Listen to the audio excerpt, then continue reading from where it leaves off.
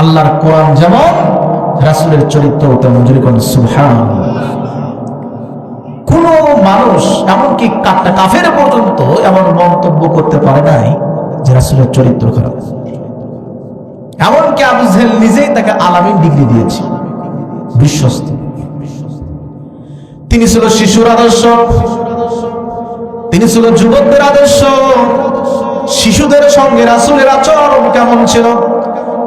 সম্মানিত হাজিরিন, আপনারা সবাই নাম শুনেছেন আনাস রাদিয়াল্লাহু তাআলা, শুনছেন তো? রাসূল ছোটদের সঙ্গে এমন আচরণ করতেন। তারা দুইটা নাতি ছিল, হাসান হুসাইন। মাঝে মাঝে দুইটা নাতিকে তিনি তার সঙ্গে খেলা করতেন। নবী যখন নামাজ পড়তো মসজিদে, যখন খুতবা দিত, এই দুইটা নাতি এসে রাসূলের ঘাড়ের উপরে বসে খেলা করত।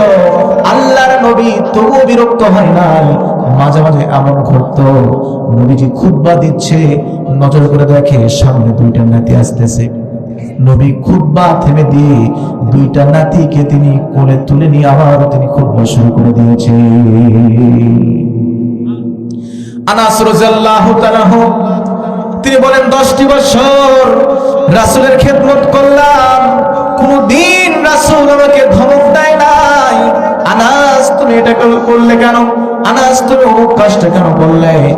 আনাস রাদিয়াল্লাহু তাআলা তিনি বলেন, আল্লাহর নবী কোনদিন আমাকে এমন ধমক দেয় নাই, কোনদিন ধমক দেয় নাই। এমন কি